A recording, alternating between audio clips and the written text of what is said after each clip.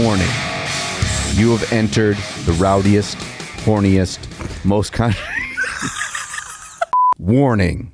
You have entered the rowdiest, horniest, most controversial miniature painting podcast in the universe. Welcome to Trapped Under Plastic for all your hot sausage and glue chat. That's just the intro. Thank you, Jez. So I picked that without knowing John was going to say horny in the title, and there's hot sausage right in there. That was perfect. As John drinks or pours a little cup of Mountain Dew, not a sponsor, soon to be a sponsor though. Am I right? Yeah, I mean, maybe. Okay. I mean, one of the first things I want to talk about in today's Preamble Ramble is my full in-depth review of Mountain Dew Hard. Oh, shit. Yeah, so last Sunday, a D&D Sunday, Sexy Teeth Joshy surprised the D&D group with a plethora of Mountain Dew Hards that one of the members of his other D&D group, because he cheats on us with other D&D players. Son of a bitch. The great and powerful Emily stopped over. She was in Wisconsin, and apparently it's easier to get in Wisconsin, so she hooked us up. And I tried all 4 flavors of Mountain Dew Hard. All 4? Now, it's sugar-free. Are we going 4 full cans here? Were you getting a little turnt? I had 1 tall boy and then 3 regular cans. Okay, so you were getting a little turnt. Yeah, a little bit. Actually, it's only 5%, bro. Okay. I 4 Loco. So I mean, that would fuck me up. So, dude, we need a little 4 Loco. Dude, we need to do a 4 Loco gaming or painting session. It's the fucking greatest thing in the world. It's a tall boy. They're like this fucking big. It's a fat tall boy, though. Yeah. And they're 14% alcohol by volume. Dude, you just take that can over the course of a couple hours and you will feel just beautiful. It feels fucking perfect. Don't ever drink any more than 1 of those, though. Okay. It will kill you. Have you?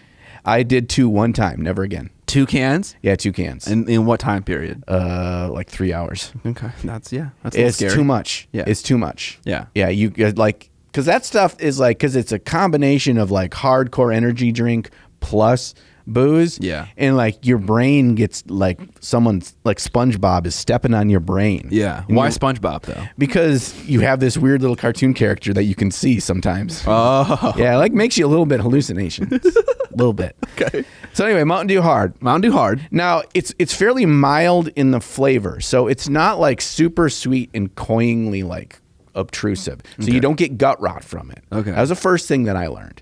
Also, because it's sugar-free, you're less likely to get the old school Mike's Hard Lemonade gut rot. Okay. So that was great. Okay. I did a full throttle test of that. Okay. I didn't actually drink full throttle. Okay. But I had the full test of that amount of cans. Like I was doing like a can in half an hour. I just wanted to like just fucking knock it back. I just fucking rack it hard and then just sit and chill and see what it felt like.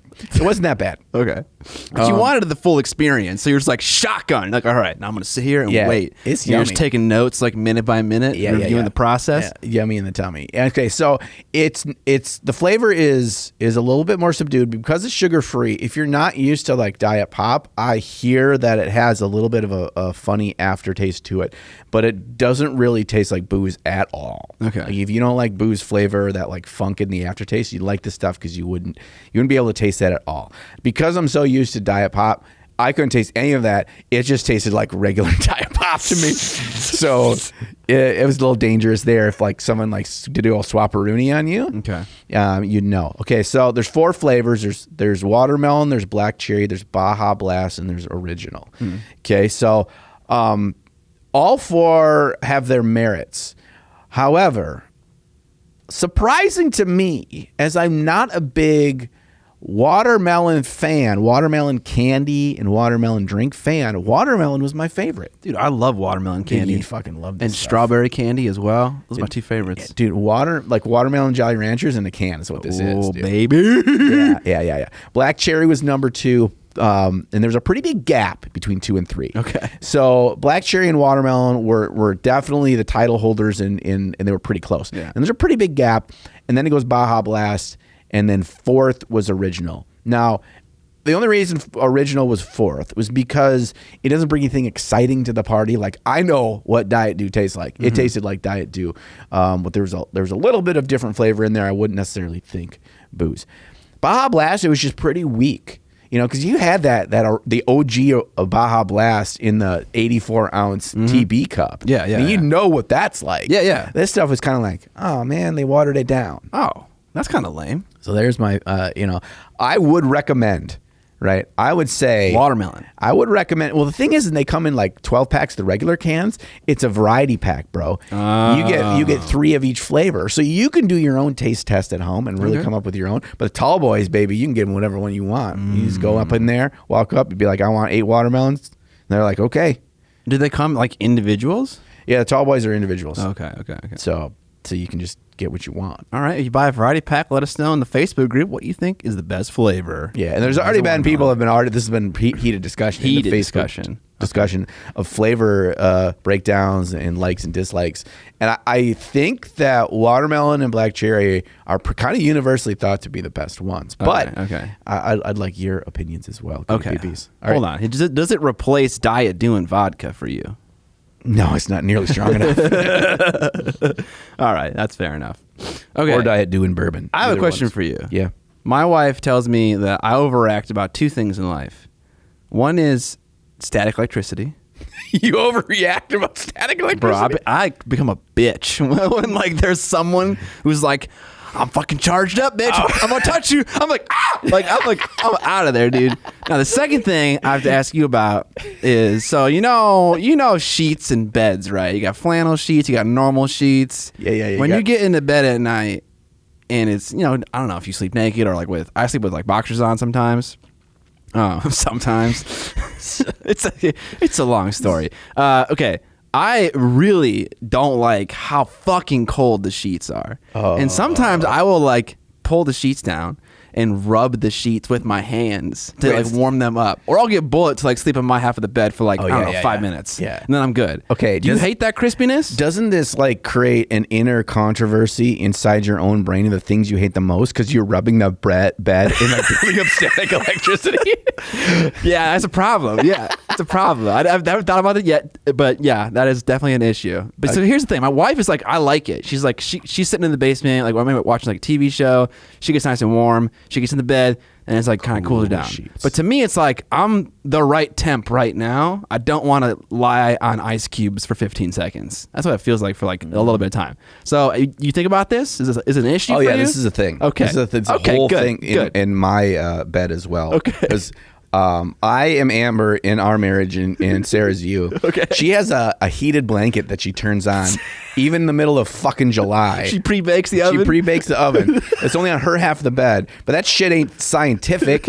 Like my side is getting some like residual heat. Osmosis. I want that cool, crisp sheet that makes me so like ready for bed. Dude, and no. I love the cool sheet. Even like dead of winter, like 30 below out. What? Like, I want to get in that bed and I want it to be chilly. Because if it's chilly, like nature has given us all the resources we need to be able to warm ourselves up. We just curl ourselves in a little ball, create your little nest, and you fall asleep. It works. You're right. But in the summer, it's like I throw all the fucking covers off. I got the ceiling fan going on like turbo mode. Yeah, you're just full on naked, dude. Yeah, I'm just like spread out. I'm spread out, making sure the cat doesn't play with my dingle bits. Yeah, dude, you're just getting everything vented out. Yeah, that's the way I do it. Does the cat play with your dingle bits often? Well, enough times where you have to be wary. Seriously? And you get into bed and the cat's got crazy eyes. At the bottom of the bed. You got to ID that. You got to be careful. Okay, I'm clocking that cat. That cat's on in my dingle bits. Yeah, if he's like, then I kick him off the bed. And I'd be like, no. Not tonight, Steven. Yes. And then he like rolls. And then he lays down there for a while. Yeah. And then usually I'm falling asleep. And then then the fear is gone. Okay. So we feel that in our household as well. It is a point of contention. Okay. Bed temperature. I don't give a shit about like bed hardness or softness. I ain't rich. I don't know what that feels like. I'm all about that temperature. Okay. Yeah. All right. Okay. Good to know that I'm not alone in the debate between couples on whether or not it needs to be cold or warm. What do you guys think? Down in the comments below. Let us know. Yeah, this is next generation soft cookie, hard cookie. Oh my god. It's cold sheet, warm sheet. Okay, I gotta tell you, I played in the qualifier, the U.S. qualifier for A Song of Ice and Fire over the weekend. That was last week or something like that. Bro, I lost all 3 games. Oh, and I lost the game before that, and I've lost the game after that. I went to Song of Ice and Fire on Wednesday. I've lost 5 games of Song of Ice and Fire in a row. Bro, have you ever lost that many in a row before? Not to just general people. Okay. I feel like I've lost 5 games to Curtis in a row. Sure. Well, you guys are like cranking them out and stuff. Yeah. But holy shit, man, I was tilted come game 3 a little bit. Right. Did you get dunked on at all, or was it they were kind of close games? You just Okay. You felt like the strategy, like you had some weak chinks in your armor, and you could have won the games. I definitely learned a very valuable lesson about like how to win in that game because I kept making the same mistake all 3 games. But quick summary: first game, I lost like 5-4. We even destroyed the same amount of points in units. It was like I killed 6 points, he killed 6 points. I was like a couple millimeters short of like stepping on an objective at like several points in the game when I could have gotten points, but instead opted to go and murder shit because I couldn't reach those objectives. It was like a super close, very cagey game, a lot of moving around, not a lot of fighting. So that was really close. That was fine. But I lost that one. Second one, it was the Greyjoy mirror. Okay, there's a concept in A Song of Ice and Fire called crit blow. It's when you roll an attack and you get any 6s, they explode. They're additional hits. Okay. So I was playing against a dude, and when you charge, you get to reroll attacks. So a guy charged me with a unit that has crit blow, and he rolled his attack and got a couple of 6s, but he rerolled the other ones, fishing for more 6s because you can do that when you charge. You can reroll your attacks, even if there were already hits, or even if there are already hits. Yeah. Oh, bro, so you can risk greedy. it. You're getting fucking greedy. Yeah. And so he did that, and he hit 5. It was 7 swings. He got 5 6s. Jesus. And I was like, holy fuck! But I had a plan. The unit was weakened, and when a unit is weakened in Song of Ice and Fire, you can make them reroll their attack. Oh, nice. So I was like, okay, reroll all 7 dice because they were all hits. He rolled 6 6s. Jesus. He killed the unit in 1 fucking activation, which never happens in that game. And you set up the weakness like to prevent such a thing. And like this unit has hindering, which means it's -1 to hit. Like I'm like, they're fine. They'll last 1 hit. No. Jeez. So that was game 2. Okay, admittedly, I was losing that game, but only by a little bit. Definitely recoverable. When that happened, I was like, the linchpin is gone. Done. Game over. I was in survival mode. I wish that I was like brutal. Was this at the Fantasy Flight Game Center? It was at the source, actually. At the source. Yeah. I wish I was like at the other side of the source, and then as soon as that reroll of 6s like hit, like you'd hear me from across the whole store. Well, it's James crying, dude, because James is getting fucked right now. James got dunked on. Dude, game 3, the person I was playing against was making some very clear mistakes. I wasn't able to capitalize on them.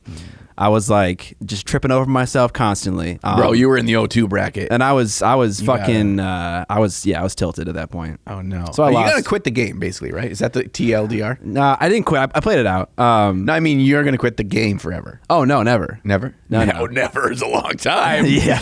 No, I still enjoy it. But yeah, I learned a really good lesson about like list building in that game and working with your list. Then played another game. Apparently didn't learn my lesson enough. Lost it again. So I'm 0-5 right now. It's feeling bad. But, Okay. So, but what if another game came out? Yeah. That is like very, very similar but better, and the name is even longer. I mean, if it's better, then yeah. What if it's like a song of multiple songs of fire, ice, water, earth, and dragon? As long as the acronym is harder to say, I'm game. So yeah, it needs to sound like yodeling, basically. That's the acronym. This fucking stupid ass game. All right, I got a couple things to share real quick. I got a new truck. Okay. A week ago, I got a new truck. Okay. And I'm pretty excited, and I'm pretty happy. Although buying a truck is fucking stupid. Buying a new vehicle is stupid. Like it takes so fucking long. I was like 5 hours. I was at this goddamn place. It was up here in Coon Rapids. 5 hours. Yeah, it was like an hour and 40-minute drive to get there. Oh, God. I was there for 5 fucking hours. What a waste of time. I had everything pre-done too. What? This is the vehicle. I did everything. I did everything online before. They had all the information. Still took 5 fucking hours. What are they doing, dude? And it was fucking dead there. They jerking it, dude? I don't know. Like the guy would just leave for like 45 minutes at a time. Tommy's going back there pulling a fast one, come back out and just laughing at you. Dude. I know. I don't know what he was doing. Dude, that's fucking But they had a primo fucking snack station, bro. Nice. ate myself sick. I'm like, fuck, you guys take forever. I ate like, they had all these different packages. They had like Oreos, they had Blondie Oreos, they had Nutter Butters, they had Ritz sandwiches, they had fruit snacks, they had fruit by the foot, they had pistachios, they had popcorn machine, shelled or slushies. not shelled pistachios. Not shelled. You gotta put them. You gotta pop them in your mouth and use what God gave you. Okay. Right? Yeah. And then you gotta suck the salt off it, baby. That's what you do. Do you do that? Oh yeah, I do it with peanuts too. Okay. You just chuck the whole peanut in your mouth, crack it open. I buy shelled pistachios. I am rich. Bro, you have like want to pay twice as much per pistachio. Absolutely. For some little Honduras motherfucker shelling your pistachios for you. I ain't got fucking time to shell pistachios, bro. When I'm snacking. I ain't working. Bro, you would just die if someone gave you a sunflower seed bag. Yeah, dude, I would definitely die. I'd be like, man, I can't do this. No. Oh man. Okay. So okay, so the truck is all black. It's black on black. It's the night edition. This is what I want. I want fucking Batman's vehicle, except if it was a truck, right? So I named it the Black Coach, yes, which is the greatest fucking name of all time for a vehicle. Yes. Okay. Well, an important thing that I learned from the sales dude in the 5 fucking hours that I was there, I didn't realize this. This truck has 19 speakers in it. Okay. Like literally? Literally 19 speakers. Okay. So I did what any good person should do when someone tells you got 19 speakers. I said, I'm going to count them speakers.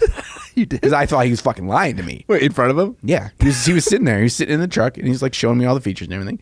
And I was like, let me fucking count these speakers. Okay. Sure as shit. 19 speakers. On a And dot. you're like, why is there an odd number of speakers, right? Because there's a big one in the middle. There's a sub, yeah. And so, and there's like little ones like about around your head and stuff. Mm-hmm. So when I called somebody for the first time and you call through the vehicle, dude, it was scary. It was like Darth Vader was in my truck. Yeah, it's coming through 19 speakers. Yeah, fucking Dolby Atmos, fucking 9.2. And you're just like, holy shit, dude. Yeah. It's a Harman Kardon Okay. brand. So that was pretty cool. That's really all I have to say about my truck. It makes me happy. Did you listen to music in it? Yeah, it sounds great. Yeah. It sounds beautiful. Nice. Dude, and we can listen to some Taylor Swift. Oh, fuck later. yeah, dude. A little bit of 21? Well, I didn't even consider this until like I was driving back, but I got super excited when I realized in the Adepticon rotation, we're up to my turn to drive. Yeah. We're gonna be. You thought the back of my old truck was big? Bro. You guys can like you can scoot all the way back. You can basically lay down. Can I fit a Chase in there? I mean, it's got one built in. It's called the Coach, John. Yeah, it is the Coach. I expect to be riding in like a full-on comfort here. It's got. I want a snack bar too. It's got butt warmers and butt coolers on all seats, I including want the shelled back. pistachios. Bro, you can plug in whenever you want. It's got plug-in in the back, like a regular plug-in, wall plug-in. You got fucking lightning plug-in. You got fucking USB-C plug-in. You got USB plug-in. You got your own the thermostat and shit back there. Is there like a window that I can close? Yeah, no, that would be pretty cool though. It's a good like, I don't want to deal with the riffraff in the front. Yeah. Yeah, so it makes me pretty happy. And so I got that, and I also want to talk to you real quick about this. A Preamble Ramble is going to be long, but I don't give a shit. I have one more item that is. I got 2 more, so I got to do one real quick. Dude. Okay, so in the Facebook page after the last episode, people were talking about different TV shows. That were similar, whatever. Yeah. And there's 2 of them. One I completely forgot about. I used to watch back in the day, back on the Sci-Fi Channel called Face Off. You ever watch Face Off? I've heard of it, but haven't watched it. Oh man, it's like practical effects making shit for movies, like monsters and shit. Like the people make the prosthetics and stuff. I love that. It's fucking amazing. That sounds so cool. I'm sure it's on Netflix or you can watch it on like YouTube or something. But they had a number. I don't know if it's still going on, but I used to watch it like fucking 15 years ago, man. Bro, I'm gonna watch this. Maybe not 15, like 10. Anyway, that was one. The other one is a show called Strip Search. And this is basically what we're talking about. Penny Arcade did it in 2013 for web comic strip artists. Strip show? Yeah, it's called Strip Search. Strip so they're Search? searching for the next big comic strip. That is pretty funny. So basically, that's a great name. Basically, we have the roadmap of how it's done. We just copy them. We copy them. We tweak some things. I don't like. everything about that. And I remember that show like vaguely from when it came on. I'd watched some of it. I learned about this show again in the Facebook group on Monday. I binged the entire season of Strip Search in 24 hours. How many episodes? 12, 13? 32 episodes. What the fuck? How long are they? Like 25 minutes. Okay. Oh my gosh, dude. Yeah, I did it because I had it going the whole time while I was doing the painting and the initial editing and the script writing for my video this week. I just watched the whole thing. And I was so unproductive in my video making because I was just like, oh, it was so good. Like watching the artist side of it, like they're in that show when they have an elimination. So when it's elimination day, only 2 people are up, and they have this trash bin that's got ideas in it. It's just one word, and they each one of them pull one out. And so one will say like church, and the other one will say cats, and they each have 90 minutes to do a comic strip where those 2 ideas are both integrated in. And so from this like creative standpoint of like being forced to work under pressure, come up with something funny, have the art be good, have an interesting story in a very short period of time, like it was so interesting to me. And I'm like, some side of that just seems so cool for the mini painting thing. And I was like, I really want to do this. Having like a topic and a hat pull out kind of thing? Yeah, well, like, even if it's not random, I think there could be some part of it that shows that randomness that would be really cool. Because you could certainly do, like, the whole group challenges that were kind of more showcasing the someone's like how good they are, and then the bottom 2 based on the full group are up for elimination. And then maybe it's like, how are you able to improvise? How are you able to use your creativity and come up with something and still execute? So, and I feel like you've been a fan of like comic book style art for a very long time. Yeah, because whenever I see like drawings of your old stuff, it kind of seems like comic book art. Yeah, that was my dig. Like when I was a kid, when I started drawing, it was all from old X-Men and Spider-Man, Spawn, that kind of stuff. Like that was my dig, and that's where I learned to draw, and that's where I get a lot of like inspiration from. What in terms of what kind of miniatures like turn me on and that really excite me is all in action poses. Not all of them. There are some awesome models that don't necessarily have them. They don't need to be necessarily over the top, but that's something in the sculpting side of miniatures that always interests me.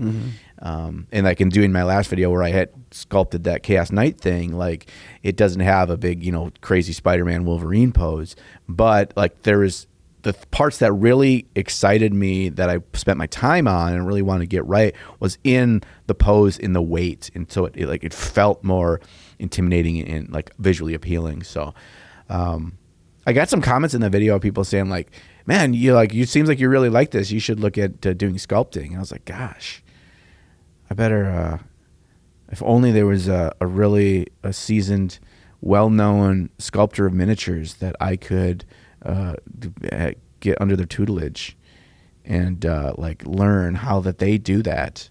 If only I knew somebody. I mean, you know a lot of people, but I'm assuming you're talking about Ben Cantor? I'm talking about Darren Latham. Oh. Darren, you have people right here. teach me how to sculpt a miniature. Teach me the ways. Teach me how to sculpt an Eldar.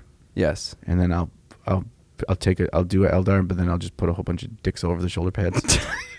Do it all out of fucking green stuff. I call him Dildar. Nice. That's pretty fucking good. That sounds like a pretty sick show, though. Yeah. It's definitely worth watching. If you don't know what Penny Arcade is, shame on you. But it's the most popular webcomic of all time. And those 2 guys, Mike and Jerry, I fucking love those guys. They're fucking hilarious. They're just their personalities are what I aim to be when I grow up. So, dude, I've wanted to go to PAX East for like fucking a decade. Dude, we need to go to PAX Unplugged, bro. I would do that too. Let's go to PAX Unplugged. Yeah. It's either Pittsburgh or Philly. I think it's in Philly. Oh, I thought that PAX East in the East Coast. I thought PAX Unplugged was in Texas for some reason.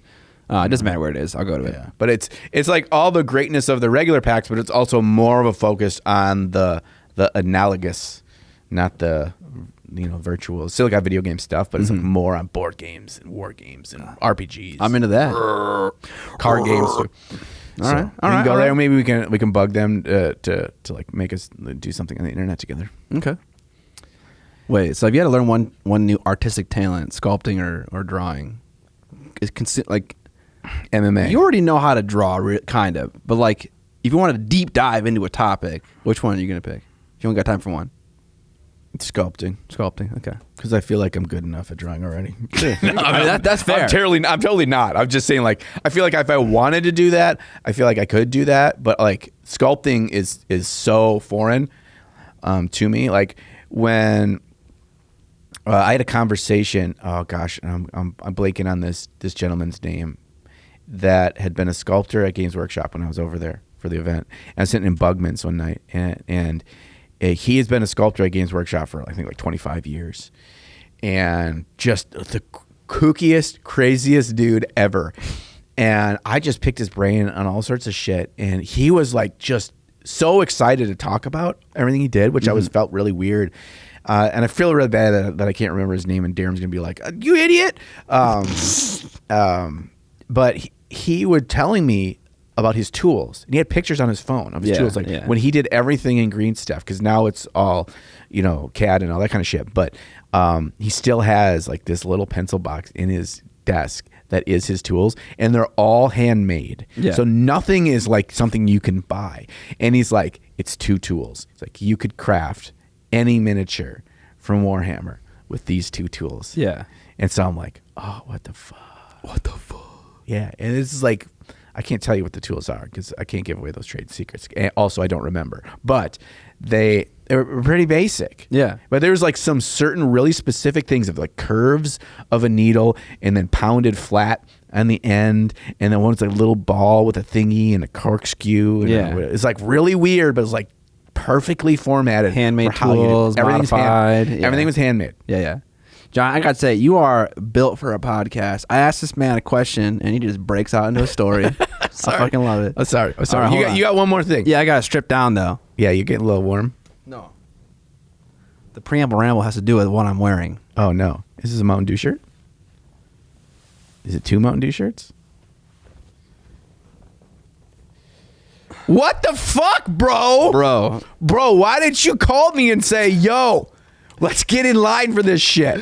Okay, shout out to my wife who actually went and got this shirt. But I think what it says is first 100. You're the first 100 customers at the Canes in Roseville, bro? Yeah, Amber was. So she was like going to the post office and she saw there wasn't that much of a line, but it was like 10 a.m. and she was like, whatever. Canes waits for no man. Exactly. She got a free box combo and she got this shirt. First 100 in line to the Roseville, which is where I live, Canes. So are we gonna do that for lunch? Are we gonna? Is Absolutely. that still closer than City and Village? No. Okay. Yeah. Okay. So it's sad because I'm pretty jealous, dude. It's a pretty sweet shirt. I know, dude. I'm very proud of this shirt that I did nothing for. But you got to wear it on a podcast. Yeah. All right. Can you tell me about adult bouncy ounces? Yeah. I can. I'm kind of a subject matter expert on them. Okay. Yeah. Because I went so one time. Questions. Okay. So Amber found out. I think Curtis found out about this thing and invited us to go to it. And I went to an adult bouncy house, I don't know, like maybe 3 weekends ago. And basically, it's probably like 5 or 6 very large inflated bouncy houses with different purposes. Okay. One was a big castle that we only had a time slot to go into. So it was like you got 30 minutes or whatever, an hour, you got to go in it. And it was huge. There was like walls and towers you could climb with like handholds on them. There was a big slide on one end. There was a ball pit in some room. It was multiple rooms. Very large, like I don't know, probably 3 times the square foot of like my house. Like, Jesus Christ, they're huge. That was one thing. There was another one that was like a giant tower to climb. There was another part that was like you got to stand on like pedestals and throw this giant inflatable ball attached to a chain at people and like knock them off their pedestal. Oh, nice. But the one that I think was probably the funniest story is me and Curtis wanted to race in a like an obstacle course. Mm-hmm. And I've been watching a lot of Ultimate Beastmaster. So I'm ready. You have done your prep. I just sit on my couch and just like lambast those people. I don't know what they're fucking doing. Eating Doritos while you're doing it. Yeah, exactly. And so me and Curtis like, all right, this guy counts us off. He gives us the 3, 2, 1. We fucking just rip. We just go as fast as we can. And we don't know this, but it's like not 100 yards because it wasn't a football length field. I'd probably say 40 yards. The one lane was 40 yards, and it went back and forth 4 times. Ooh. And there are obstacles. There are things to climb over. There are things to duck under. Like, dude, by like the first lane, we were both absolutely fucking dead.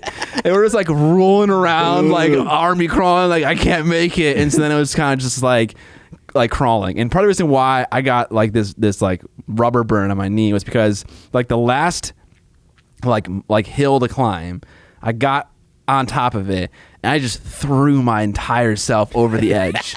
Came crashing down, like, and Amber's like waiting at the end because she didn't do it because she's not dumb, and she just saw me just absolutely just crash at the end, like hit like the wall on the way down, like it was unhealthy. But yeah, that was a humbling experience. Well, I guess like especially if you're tired, like you don't even care about bodily harm at some point. Yeah, right? absolutely. It's like just whatever. Get me out of here, dude. I just roll. But there were exits throughout the thing, so you could exit if you want to, but like obviously. No, that's not the manly thing to do. Yeah, obviously you got to fucking nut up. Right. Yeah. And so we raced. I think he won at the end, but we were both kind of just like heaving by the end. Dry heaves? Yeah. It was terrible, but it was great at the same time. That reminds me of the time, this is probably like 5 years ago, I ran my first 5K and I didn't ever run and I didn't know how long it was. And I decided like I'm just going to run the entire 5K. Which is not that long, but it's long. I don't know. It was like 3 miles. I don't know, 2.6, whatever. So I was like, I'm just going to run the whole thing just to get it over with as part of this race. And I at a certain point, I'm like, I'm going to fucking die. And I was only like halfway in there. But I look behind me, and there's this got to be like a 12-year-old girl that is just hauling ass right behind me. And so I made my goal in life was not that let this little fucking girl beat me. So I ran and I beat her ass at the end by like 2 feet, just fucking barely. Later on, I found out that if you didn't know, cross country is a sport. Yeah, and cross country. If you didn't know about cross country in like high school, like the ideal runner for cross country in high school is like that 12 to 13-year-old girl. Yeah, they are the best in the fucking school at it. 100 pounds. Yeah, they're 100 pounds. They haven't gone through puberty yet. They can just run for fucking ever. And this girl apparently was on the varsity fucking cross country team. I was like, yeah, fuck that. Yeah, did you beat her, dude? I fucking beat her. You fucked, little girl. Yeah, and I was like, I crossed the finish line, and I was like, whoo, and I like went to like put my hands on my knees. I fucking face planted into the ground. I was like, I'm gonna die. Everything got dizzy. I was like, I don't know if I got a vomit, but I like rolled on my side so I didn't like die from my own vomit. I sat there, and then like a half hour later, because my wife and my mother-in-law, they just kind of like did it at their own pace, and they kind of like some walk, some jog, whatever, and they finished, and they're like, are you okay? I'm still laying on the ground for 30 minutes. I was like, yeah, I'm fine. I'm just going to hang here for a while. Never again. Don't ever. Here's a moral of the story. If you're going to do something physical, train for it first. Dude, running sucks. Yeah, dude. I don't understand how people can enjoy that. I don't know. That and reading books. What's wrong with you people? Yeah. I'm just kidding. All right. What have we painted? I don't have it here. Actually, it's over on the desk next to me. I finished The Doctor. The Doctor. Yes. I think by the last time when you were here, I had painted her face and her hair, and I still had to paint the majority of her torso and the capsule she was holding and like her jacket and shit like that. Mm-hmm. Yeah. So we can reference her when we get to the drag out fight about color theory later too. Oh yeah, absolutely. Yeah. That definitely play a role, I suppose. Mm-hmm. Yeah, I liked it. Obviously it's kind of like I don't know. I feel like the song I've been singing about like color schemes and stuff is you don't want it to look like a clown car. And so I was trying to challenge myself with the paint scheme in that I picked 2 colors that are fucking sports colors, right? It's goddamn Green Bay Packers. Yes. Yellow and green. And I was like, can I do this without it looking super gaudy? And in some ways it was successful. In other ways it wasn't successful. But it was kind of like a challenge just to see how close to the edge can you walk before you fall over kind of thing. Sure. So yeah. Yeah. No, I don't think the thing was like you stayed in a side, right? You kind of did you stayed right near that, because green and yellow on the color wheel are right kind of next to each other. Yeah. If you would have then also jumped over to like a bunch of magenta and some orange or whatever, like you'd get all over the place. I think it would have really been a struggle, but I think it turned out quite harmonious. Thank you. And I really liked the thing that she was holding. I remember last week or last episode, and I was sitting here looking at that, and I was really struggling to think about how I would paint it. I think it's kind of fun when you see, and it's a pretty good exercise when you see somebody else's paint scheme, and it's like a work in progress, and some things are done. Like you had certain colors already established. We knew what the skin tone was going to be. We knew what the bright, vibrant hair was going to be, but other parts are just still purely black. It's a good thing to be like, what would I do here? Like, what do I think would look good, or what can I envision? Because sometimes going through that, like the mental hurdles of that process will help you when you get to doing it in your own stuff too, because you've gone through that process before. And so I didn't really know. Like I sat and I looked at it a couple minutes, and I didn't really know what I wanted to do with it, what I would do with it. And then when I saw what it looked like complete, I was like, damn, that's really good. That's a really good way to do it. I like the freehand. Yeah. You got that fucking the beep beep line really super crisp. Oh, dude. thank you. How'd you do that? Just thin black paint, a little bit of water, nice sharp brush. I actually am demoing out some brushes. So I wanted to, here's a little behind the scenes story for the Kickstarter. I wanted to be able to give people the options to buy brushes to put in the box, like not make my own brushes like ML did. I wanted to just like, it's like, here's like the Miniac edition of my favorite brush, and you can buy it for this and put brushes in the box if you want them. If you don't want them, that's fine. And I was working with Broken Toad, and they kind of just fell off the radar. They just were like, we can't do this anymore. And it was like a month before, and I was like, shit, okay. So then I reached out to Raphael and Da Vinci, and they both responded. And I was like, here's what I want to do. I wanted it to be done for the pledge manager, so then it could be like an additional add-on.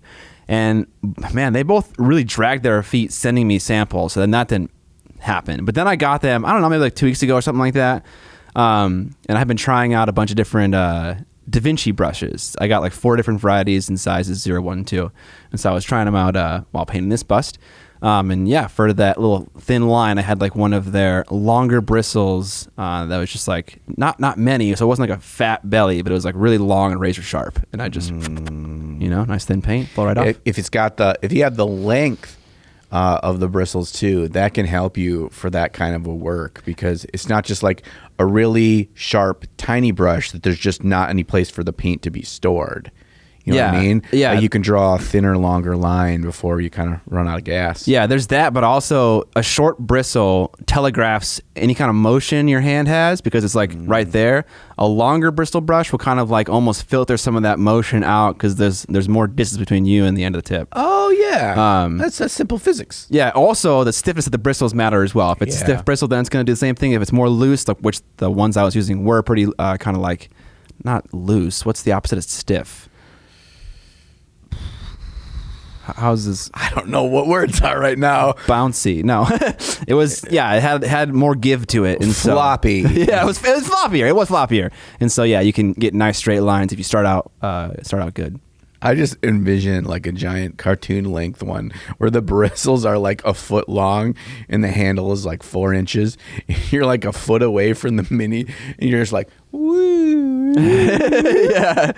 I'm curious if you think the face is too red, or if the lines are too dark, and she has kind of a grave looking face. Grave. So someone kind of lambasted me in the video about that, about the face and how it just was awful.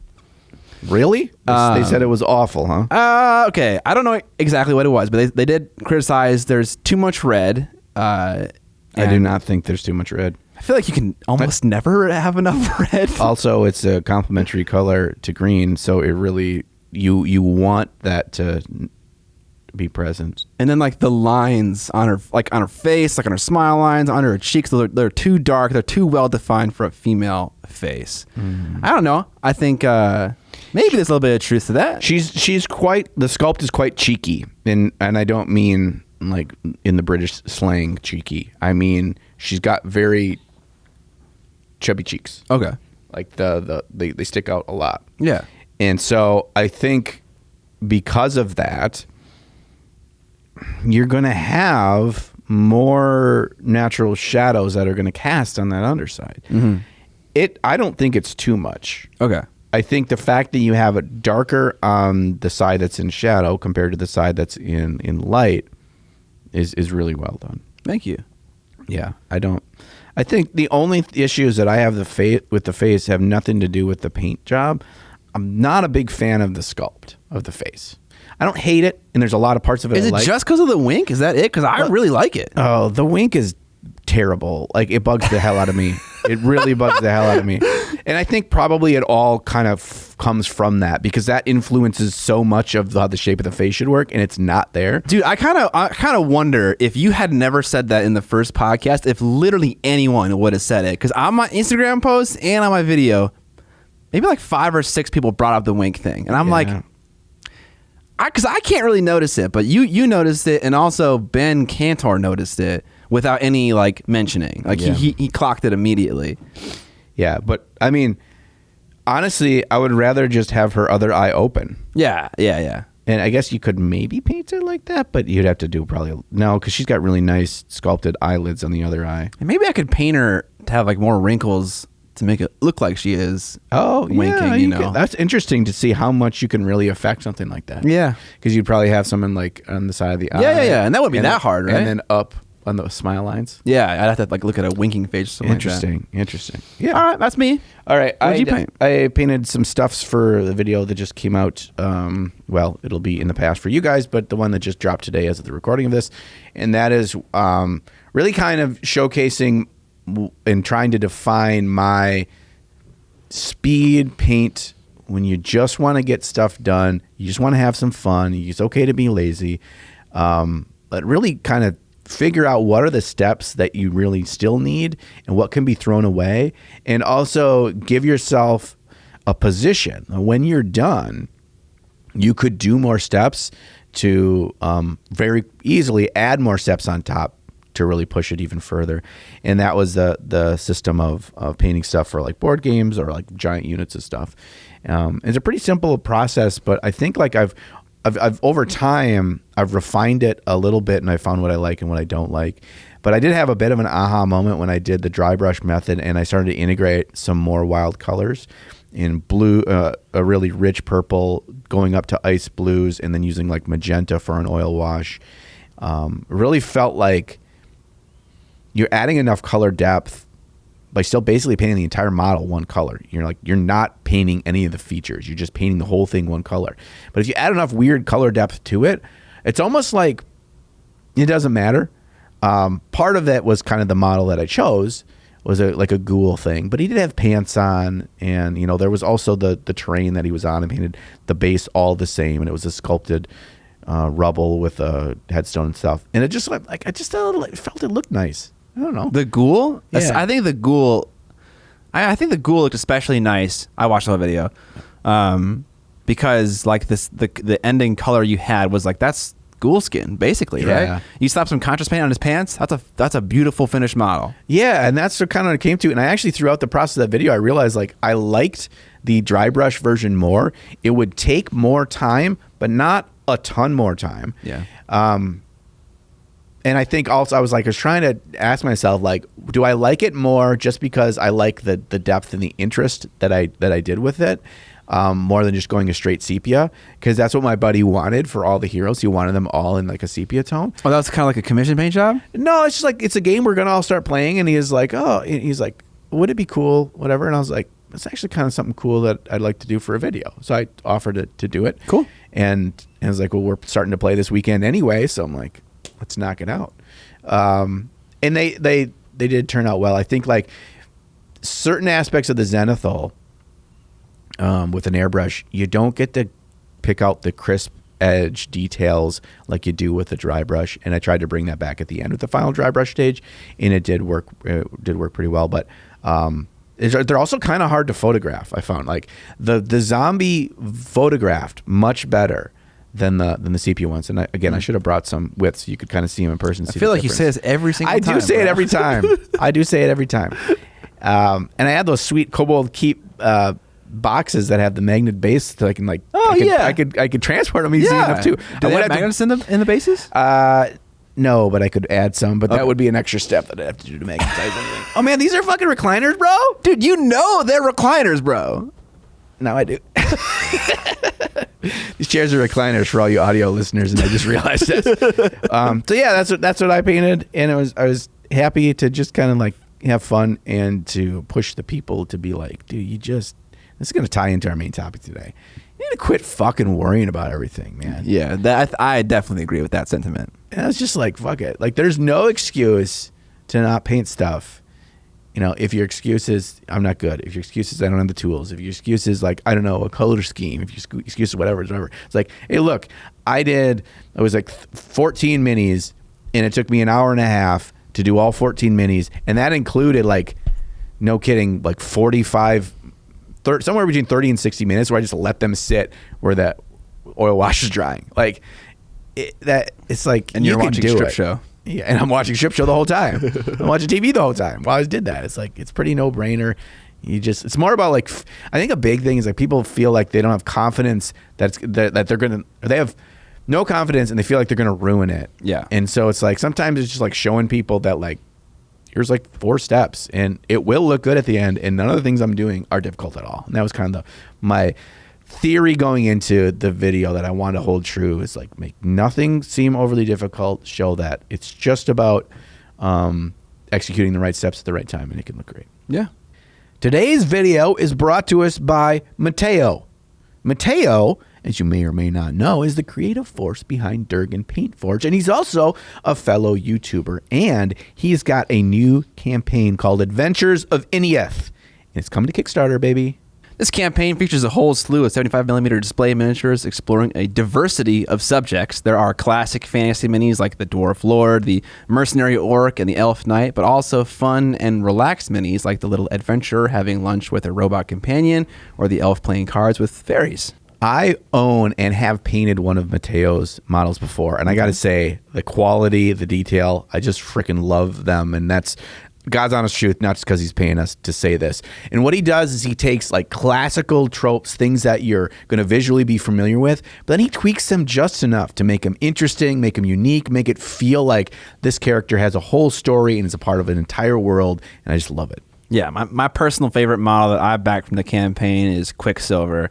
It's like a diorama in a piece, but it's not like overwhelming. It's not like 5 models to paint. It's like one main model on her bike with a little robot companion on the back. It's a lot of fun. I'm kind of into more like fun and like heartfelt things lately, less kind of like serious and dire things. Another thing that Mateo really understands is how a painter kind of goes through the process of painting a model, and he designs his minis for painting. And that sounds silly, but it's something so many sculptors don't do. They don't keep the painting aspect in mind when they're sculpting a model. The range will not be available after the campaign and pledge management period, so if there's a model you like, grab it now before it's gone. Also, if you're a 3D printing whore, you can just get the direct STLs that are pre-supported right in the campaign, so you can get them and you can print them right away. You don't gotta wait for the models. You make your own models. Make as many models as you want, you filthy slut. Suckers waiting for models, dude. This is Mateo's 5th campaign he's run, so you're in good hands. If you want to check out his campaign, it's linked down in the show notes or description below. Thanks to Durgin Paint Forge for sponsoring this episode. Now on to the main topic. Ding, ding, ding! Color theory. Does it fucking matter? Whatever you say, I think the opposite. So I don't know if we've ever done this explicitly in an episode topic, but we have a question, what is the value of color theory for mini painting? I guess specifically because that's what we do. And John and I are going to take opposing sides in this argument and just have a little conversation. And I fucking love arguing. Whenever there is the slightest bit of disagreement in any conversation with like my friends or my wife especially, she's like, oh, are we arguing? It's like, we're just having a conversation. Like, we're just talking right now. But I'm winning. So I don't get enough of this in my real life. So this is going to be good. So this isn't like curated, by the way. No, God, no. What we often do, we're going to peek behind the curtain here a little bit. What we often do is we kind of go back and forth in text chat about topics and what we gravitate towards, ideas patrons have given us, which is an awesome benefit of being a patron. Trapped Under Plastic, you can give us topics, and oftentimes we use them, so thank you. But oftentimes we kind of come to something that's like, oh yeah, we both think that we would like to talk about this, and then Scott brought this one up, but I'm like, fuck, I got a lot to say, this is bullshit. And he's like, oh really? Yeah. I was like, I wildly disagree. Okay, let's save it for the podcast. All right. Keep your pants on. None of these points have we pre-discussed at all. So let's get to it, Scott. I think the most important thing you got to start with is you got to define color theory, right? Because like if we have a different definition of color theory and we just start arguing, that's like a waste of time, right? Yeah. It's like, what is color theory to you? I looked up the wiki. I looked up Adobe's definition of color theory, and what I discovered was that they're different. You know? Well, that's the first point here. Yeah. People are saying the term color theory, and that's not at all what we're fucking talking about in miniature painting. Right. So let's narrow the scope here. Yes. What is color theory as it relates to mini painting? You can share your opinion. I'll share my opinion. Color theory is not what we're doing and not what we're talking about when we say color theory. What we're actually referring to is known as color harmony. That's what we're referring to. Color theory is this big umbrella that encompasses all sorts of things, from like, this is what the color wheel is. This is the history of the color wheel through hundreds and hundreds of years. Here's how it works. Here's what primary, secondary, tertiary colors are. And then there's other subsets which include color harmony. So when we say color theory, that's like saying, like, you know what, let's do a discussion about sports. Like, well, that's massive. Like, we're actually talking about a specific thing. So if you want to define, I just define color theory as how color works, and everything from the color wheel to hue, saturation, and vibrancy, and all these kinds of things, all the way down to more specific aspects like color harmony. I agree with all those things, and might add on a few extra things. Like John said, it's fucking huge, so it can include a lot of things. It could include like people's emotional response to certain kinds of colors. It could include like how other colors interact with one another by certain things leaping out at you, certain things receding into a canvas. So interactions between color that aren't just related to like their hue and stuff like that. But yeah, so I agree with you. And I also agree with you on the fact that sometimes people will view color theory, and I've described it in this way in the past, as like a color scheme slot machine. And it's like, you know, help me pick colors for my model. And you are right. That's one very small part of color theory. But I'm not talking about just that part. I'm talking about the whole thing. Okay. Like, so the question, let's get specific. Does it have value in mini painting? Like, okay. That's pretty broad, right? Right. Are we talking about like just obviously just the painting portion? Talking about just picking colors? Talking about what? The whole artistic process? Yeah, I think. Okay, so. Okay, so let's get right into the heavy.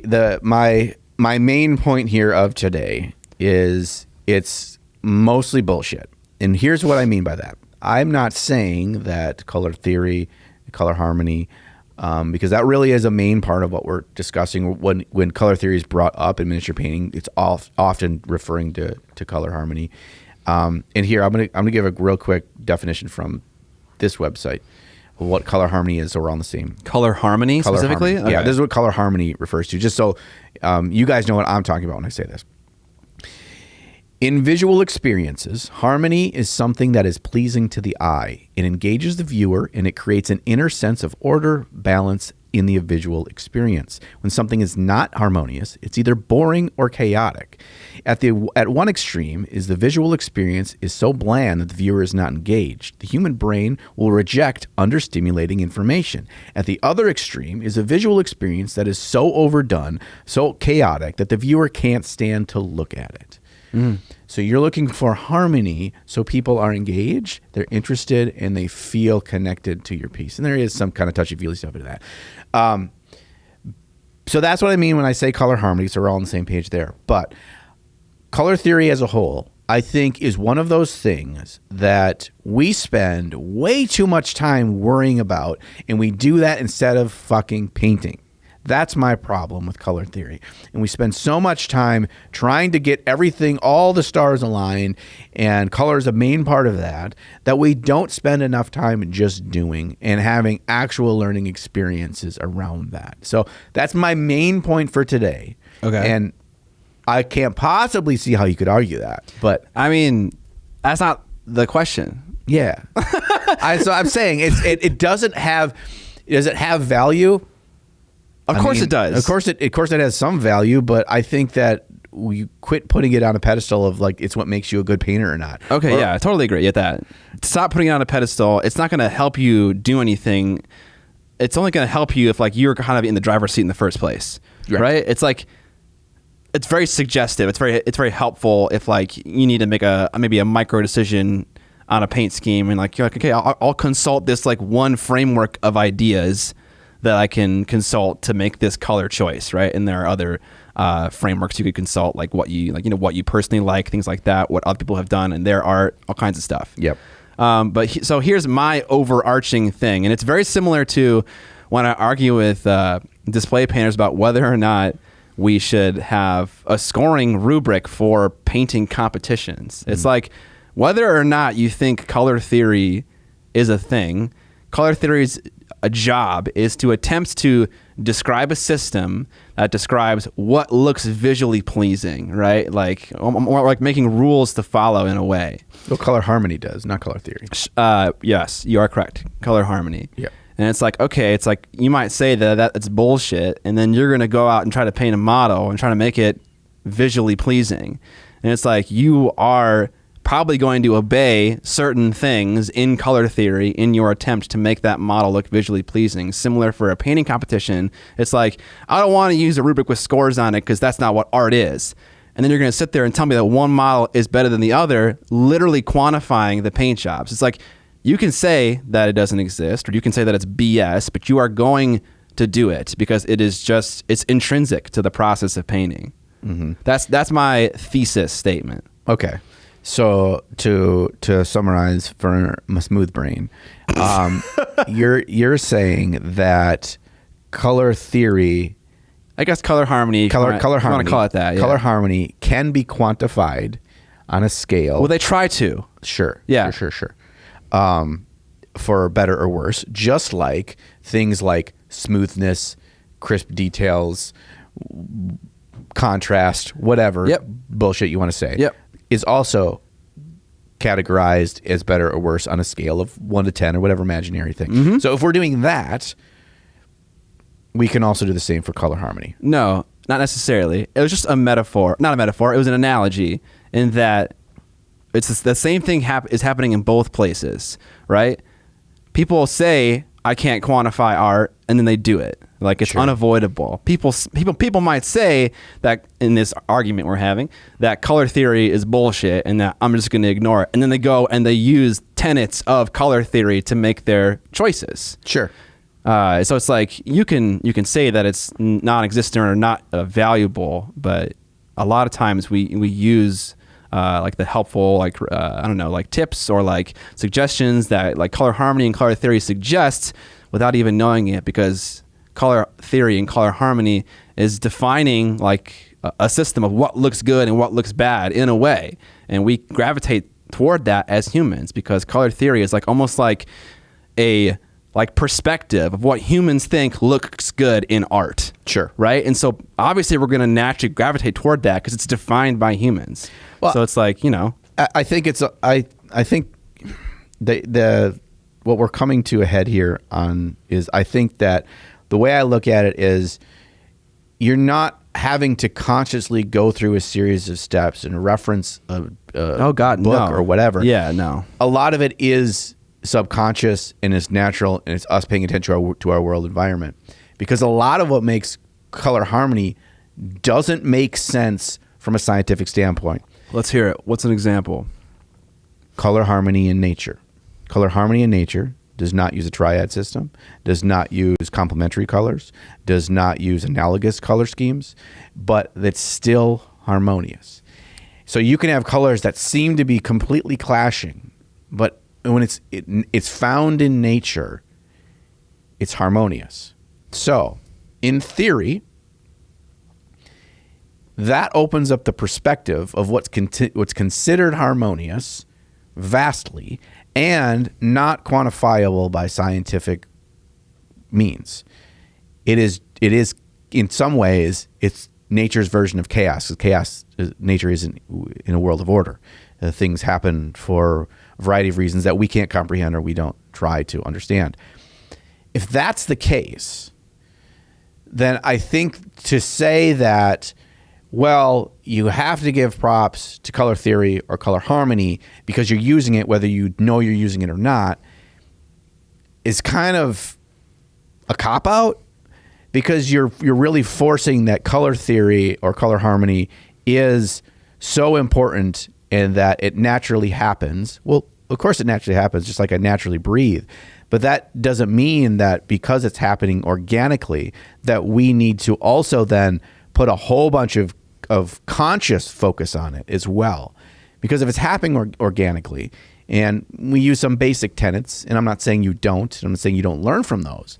I'm just saying, why are we making something feel to be so vastly important over something else when it just happens? It's just going to happen. Colors are going to get on there. Unless you're going to paint in black and white, that's fine, or monochrome or whatever, and monochrome can be harmony as well.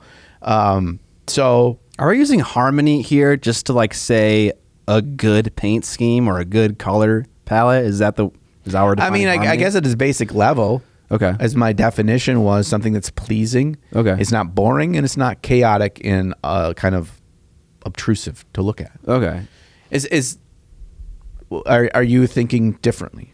Well, I have some thoughts about what you said. You mentioned how nature doesn't follow like the precepts of color theory, but like I went to a rock shop once upon a time and took a picture of a rock that was absolutely an analogous color scheme. Rock. It was like magentas, purples. It even had like a tan that was like shifted toward purple in the rock. Yeah, purple tan. So I'm like, it doesn't happen all the time, but it certainly happens. Yeah, and that's great. That's a really good point.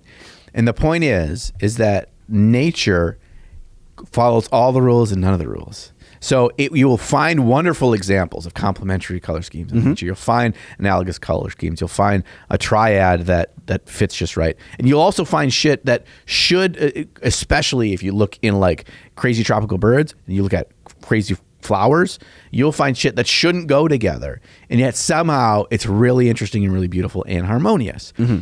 And so because it can hit all the spectrum, it can hit everything from the things that we categorize and we can write down in paper as humans, as we can acknowledge this is why that rock looks so pretty. Doesn't mean that if I can't find the box to put a rock in, that it's not pretty.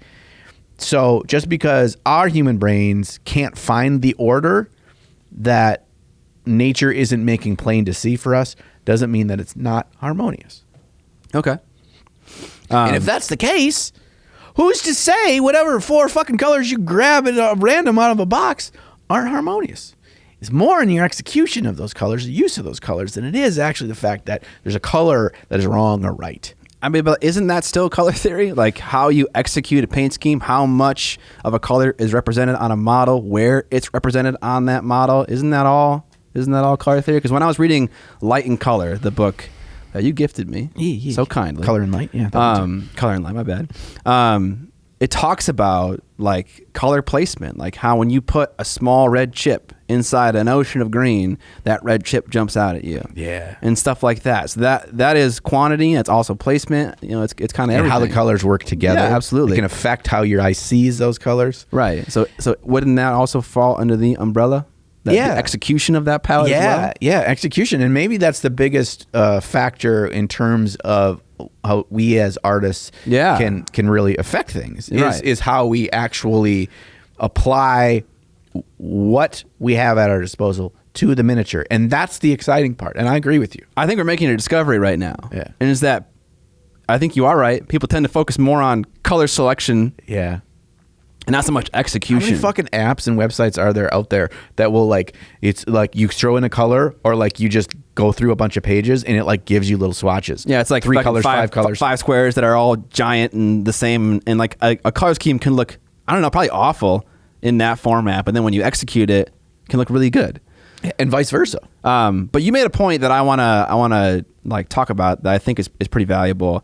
You mentioned if color theory is like intrinsic to humans, like if it's natural to humans, and we do it naturally, like why do we have to like bother consciously worrying about it and like what color theory defines as good? And I think was that a claim you made, right? Just kind of, sure. We can go with it. Yeah. okay. Yeah. Well, I mean, I don't want to like argue. No, I'm not gonna jump down your throat for that statement. So go ahead. Okay. Go Well, ahead. do you want to restate it? No, that's good. Okay. I think color theory is a standard, right? So humans are all different shapes and sizes, and we have different beliefs about what things look good and whatnot. And color theory tries to standardize those beliefs.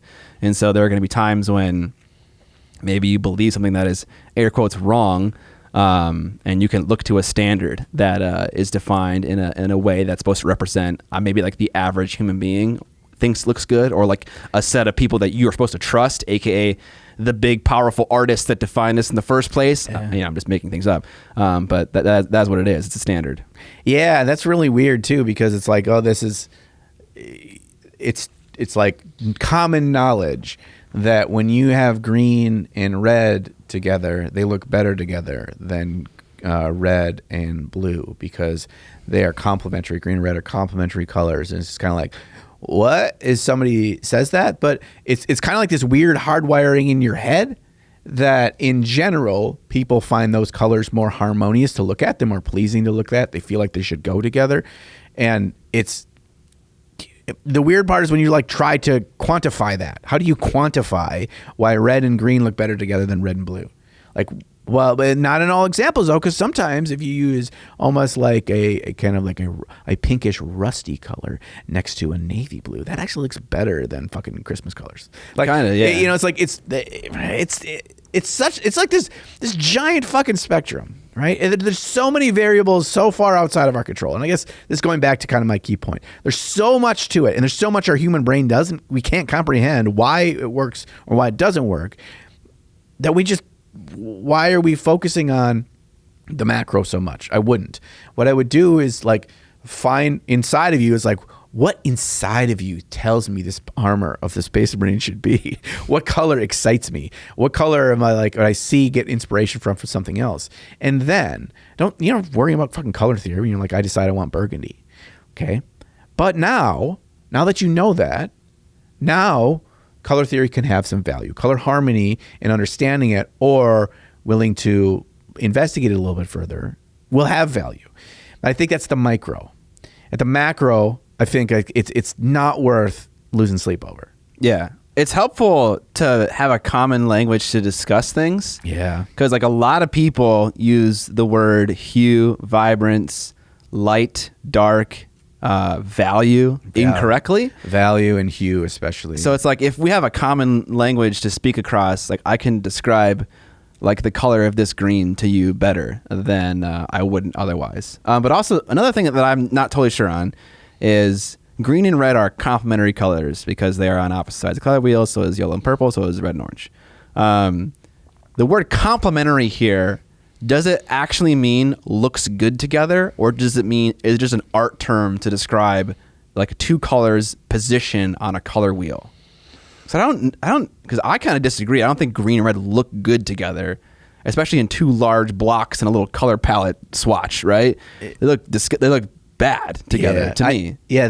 Well, it's kind of funny too, and I don't know the history of the term, but it's almost as if they're using the term complementary in defining the actual what you're describing. So what you're describing is two colors opposite each other on the color wheel. Right. Okay, so that is technically what we're talking about. Complementary colors is the term used for that. Mm-hmm. It also uses the word complement within the term. So which means maybe the colors complement each other, which I have to imagine that was the intention. Right. And so like in other worlds, what is the word complimentary used for? It's used to describe a drink that pairs well with a meal, right? Yeah. It's to compliment someone is to pay them a kindness for something you appreciate about them. Sure. I think if we stick to like a physical, maybe like yes, because then it makes more sense in my head. Because obviously a compliment is that, but like I don't know, like if you wanted to drink a red wine with like red meat, that would like make sense, right? Yeah. Or like a scarf complements your dress. Sure, right. So in that sense, what does compliment mean? When I drink this wine and when I eat this food, the sum is greater than its parts? Or is it something else going on in that situation? Yeah, it enhances. To compliment is it's like a little boost. It's like you're trying to crawl over the bouncy house wall. And I'm complimenting you by like giving you a little boost to get you to make it better for you. Okay. It's not that they're partners in crime. They're not a tag team. They're not Ace and Gary. They don't always like equally. So when you think red and green, when you think about it from the color wheel, what you do is in your brain, at least that's what I do. My brain makes a block of red and a block of green, and it like slowly brings them together. And the blocks are the same size. Yeah, and it looks terrible. Right? It looks terrible. That's not what complementary colors I think means. I think it's that like when you have an entire red Space Marine, you got a Blood Angels Space Marine, instead of painting the cool ass freehand on his shoulder pad in black, you paint it in a dark forest green. Yeah, it's a small compliment. I'm complimenting the red, right?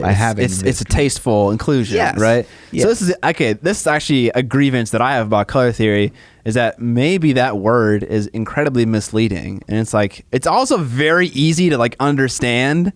It's like, oh, okay, I can look at this chart, have a color, and then find its color's complement, and then just use it in my color scheme. GG, right? Right. No, bro. All right. No. It's going to look like crap, probably. Because you haven't brought into one of the key parts of that is the value, right? So it's like you got purple and you got yellow. And let's say I got this bright-ass lemon yellow Space Marine. I'm going to keep saying Space Marine. Yeah. There's this bright-ass royal purple there. But what if I like bring it down, add a little white, add a little black, and it's like a grayish purple, baby. It's like a dark gray purple. Now we're cooking with gas. Yeah. So to think about them, in just like the very basic terms of what your brain says when you close your eyes and you say the word purple, like what you see, is kind of selling yourself short to the excitement of what color, the options of color, and going through like this discovery of how you want to use color on your models, to not think of it in such a basic term. Have you ever thought about this weird thing? Like the fact, have you ever heard this? Like what you know as a color and what I know as a color could be completely different fucking colors. Yeah. It's fucking wild, man. It is wild. Like, what to you, this is green, and to me it's green. But you see it like this green, but in my head it's actually blue. Yeah. Like that's a fucked up, bro. It is. Dude, that's why they call it theory. Anytime that there's a fucking fancy pants high society bullshit, like college, university, like gravity, dude, like the theory of relativity, the theory of gravity, like the theory of, I don't believe that shit, making babies. In theory, this is how it's done. Like I think we got that figured out. Okay, that was not a theory. It's a bad example. But like, you say the term theory because there's no finite science to it. Like there's no like black and white. This is it. This is fact. This is whatever. 100%. And so that's why I immediately I don't want to put like faith in something that is just that is just theory. It's whimsical. It is. The more that I try to quantify, and this is just kind of maybe my more artsy fartsy brain in this. The more I try to make sense of it, the less magic it holds, the less interesting it is to me. Because if I try to put everything in little tiny boxes, I feel like then I have to then only work within the boxes. And so to try to kind of constrict yourself in something that is just theory is kind of a detriment to what you could create. I think that is going to be an easy excuse for people to not like do some valuable research into a topic that is helpful. Bro, this is why I lose at painting competitions. No. Because I go with my artist side and you tell me it doesn't look good. No, it looks good. What are you talking about? I feel like in the world of painting, you're in the motorbike, right? And color theory is in the sidecar, right? It is an assistant. It is not. It doesn't. It's not like giving you the directions. You have the directions in your head, and like you consult Jerry every now and then about should I take this shortcut? Is the detour a good idea? And then he helps you out. But I feel like you need to take out your wrench. You need to fucking in the middle of the road. You need to unscrew the little sidecar. Just let him go, push Jerry out in the fucking off ramp. Meow. See, like, yeah, okay. You can call it a theory, right? And then be like, it's a theory. It's not fully fleshed out, but like, it's been a thing people have been like really working on seriously since antiquity, like in 800 BC, bro. For a long time. I haven't figured it out yet. They made the iPhone in like 3 years. Yeah. Okay, so it is a theory. It's not hard and fast rules. Even I'll agree to that. But like some really serious and smart people have put a lot of thought into like the precepts in it, and I think it definitely has value to like understand and research. But it's not a guiding thing. It doesn't define your art. It just assists it. I think the thing that I keep getting hung up on, and when you say words out of your mouth, I hear these things, and it's maybe not what you're saying. Okay. I hear from you, there's a right and there's a wrong. Nope. And when you get into putting things in boxes and to categorize, this is what it means to understand what makes a paint scheme harmonious. That means that there is a right answer and there's a wrong answer. And I don't agree with that. And now that you say that's not what you're saying, that's good to hear. And maybe that was a part of like where I felt that there was a divide between where we stand on this. Okay. There is, I will say that I feel that there is a scale of more harmonious and less harmonious, and understanding color theory and color harmony and specifics will help you be more harmonious rather than less. And help you in decision making of understanding examples of why things work together. That it can, in theory, help you. However, if you just stick with that in understanding what colors work well together and why, you pen yourself in to immediately throwing out 70% of colors because your brain tells you, based on what you've learned about color theory, that those colors are wrong. And I don't like that idea. Okay. I think the point you made at the end, I agree with. I don't think it should really restrict your palette. But you said in the beginning that you disagreed with the idea that a color can be more harmonious with one thing than another, meaning there's a right and wrong color to use in any given situation. Yeah. But then you also described a scale onto which things are more harmonious with other colors than not. So that would mean that there is a right and wrong. No, I think more and less does not equate to right and wrong. Okay. It's not ones and zeros, it's shades of gray. Okay. That's the way I would look at it. But wouldn't the 10 be the right answer and the 7 would be the wrong answer, or no? Is that too black and white? Well, if we believe that 7 is right and 10 is wrong, then we must also believe that 2 is right and 7 is wrong. And Sure, we must also believe that 1 is right and 2 is wrong. Correct, yes. Suddenly, everything in this world is stupid and boring because it's all using 1. Yeah. And so I think to look at it that way is you're kind of shooting yourself in the foot, and I don't like that idea. And I also the more we talk about this, the more it kind of I get tension in my shoulders because I don't need a want massage. I don't. Yes, I do. I do need one. You get a little rub and tug, bro. No. But so it makes me tense because this is what really scares me about what I see in the miniature painting community is people think that. They think that there is you're definitely right. There's a 1 and there's a 2 and there's a 10. And that I need to spend 2 hours figuring out what the number 1 answer is for the fact that I'm using dark forest green as my main color. Don't do that. Don't do that. I think if you organically explore and learn in a way that makes sense for your brain, because color's a really weird thing. It's a very visual learning thing, and we're mostly taught through school to learn an entirely different way. Although a lot of us, we get into this hobby because we're visual learners. allow your own journey for how you find what colors flow well for you, what colors you end up going back to because they just seem to just speak to you and they seem to be harmonious with a lot of other colors you either like or they're very flexible with other colors they work with. And let that happen instead of feeling like I haven't done enough homework yet. Oh God, no, yeah. So I need to stop. Yeah, no. I need to do that homework, especially we see this when it's like fucking army schemes. Like I got to figure out how to paint my army. And I need to have like those 40 fucking stars to align. All need to be aligned, and color theory is a big part of those stars before I can ever fucking clip one boot off a sprue. Like, stop that. I get it. It's a big investment. It's a monetarily investment, money investment. It's a time investment. It's a connection to like playing it in investment. Like there's all these things. Like you already have these things over your shoulder that you feel like all this pressure for. I mean, don't feel like you're going to fuck it all up because you picked the wrong color scheme. If it's the most obnoxious, bullshit, crazy-ass color scheme, if it is literally Clown Fiesta, people are going to fucking remember Clown Fiesta, okay? Okay, you fucking own it. That's why Clown Fiesta is the term, baby. Yeah. Because we say fuck that shit. Because this is memorable. Yeah, you might hurt your eyeballs to stare at it, but you ain't gonna fucking forget it. Yeah. Okay. I mean, I think we're definitely in agreement there. Okay. All right.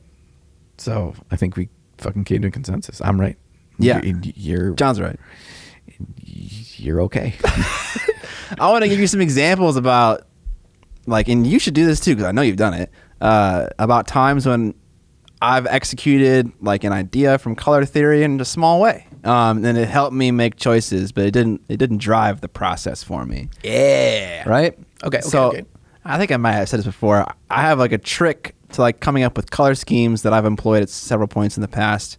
The majority of the colors that I'll pick for a model will oftentimes be on one side of the temperature scale. It'll be warm or cold. And then things that I want to draw attention to will then be the other temperature. Fucking slingshot that shit. Yeah, and then it's like, you know, for instance, let's talk about like maybe like a bust who's wearing a lot of cold clothes and they're a Caucasian skin tone, so their face is really warm, right? It's like boom, like you're gonna go right to that face like immediately just because of that nice temperature contrast. You could do the same thing with Space Marines where you are painting like what's the Raven one, not the Raven one, the Crimson Fists, who have like very navy blue, dark power armor, and then like red piercing eyes. And it's like, boom, like you're going to see those eyes. They're going to look awesome.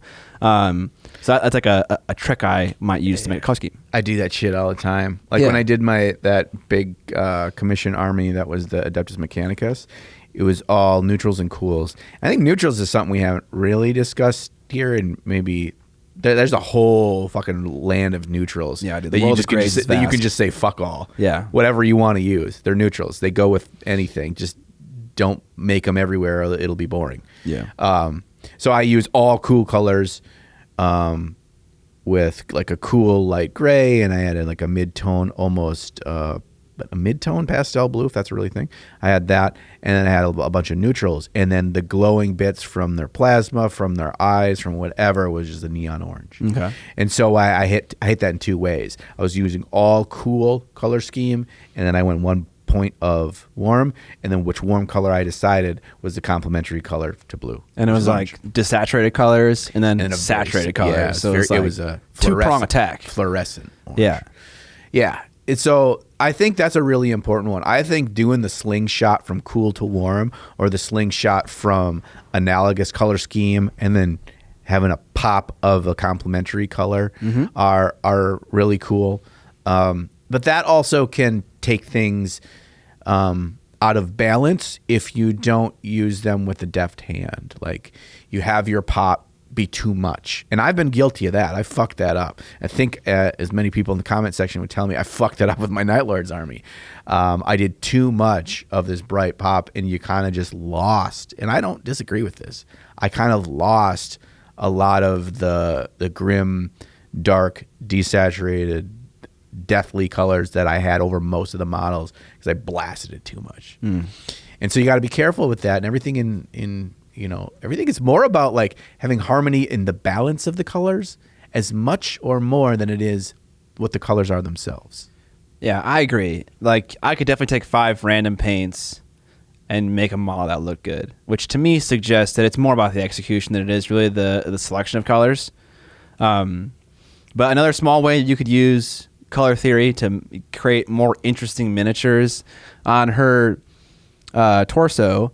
For the shadow, for the green part, I glazed in brown red into the shadows. And I think if I use a different color, maybe if I use black, I think it might look a little bit boring. And you might not be able to tell just looking at it, but I can look at it right here and I can see warmth in the underside of her breasts and like the lower part of her abdomen. You could do things like that. And I think it really is more about subtlety than it is about just like ass blasting 2 complementary colors all over your model. So it's like, if you want to shade a thing, what color is that thing? Go find its complement, apply it in a very diluted, very gradual way, and kind of see how you like it, see what happens. I think we're talking about neutrals, right? When you mix together complementary colors, you get like this kind of gray color, but it's like a kind of a special gray color. Yeah. It looks different, right? Yeah. And so same thing happens here. When you shade a green with a red, the shadow becomes different and interesting. Also for the purple, for like the sides of her abdomen and also her shoulders, I started it with a mixture of ochre and that super dark purple from Chimera. And it creates this like desaturated yellow color. And then I work up from there. And then at the very end, I glaze purple into the very darkest areas in a super subtle way. And it creates this really interesting relationship. And it looks nice, but I'm not like bashing your head over with yellow and purple, just using it in a subtle way. Yeah. And I think that's why I just mentioned, like, we talk about neutrals, and neutrals are a major part of this, is when we think one big thing that we do for neutrals is adding shadows and adding highlights. And so when something is darker, that means it's more black. Something is brighter, it means it's more white.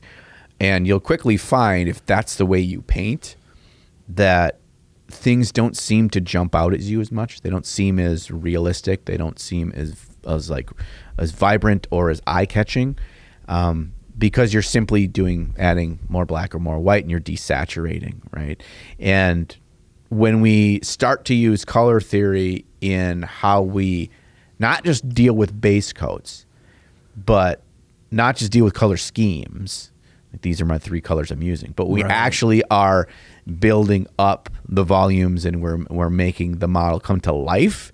That doesn't happen in base coats. Where it starts to come to life is then understanding what colors to bring up, to build the highlights up, to make it more interesting. Yes. That's when I think there's a lot more value in that, in the color theory. And I don't feel like there's necessarily a right or wrong. I think it's just like, stay away from black and white. It's just like, look, it's a great example. Complementary colors are perfect way to shade something. Crazy thing is coming up with like a prismatic black. Like, you take the colors of the color wheel and you put them on, and you build them up layer over layer over like a shoulder pad, and you have less layers in the center and more on the side. That whole thing will end up looking black, but it won't look like the black out of the Abaddon black bottle. Your eye will still read it as black. It will have so much more depth and interest and color to it. And you never painted black on that model. Yeah. It's fucking wild. And it's like, wow, if there's so much more depth that's available in black, that means that there's so much more depth available in anything we paint, in any color we use. So staying away from those and trying to find some interest in color outside of black and white. Yeah. I was watching Jose Da Vinci paint, I think, Abaddon, and he was highlighting its cloak, and he was painting the cloak black, and he was mixing in chartreuse into the black to get his highlight.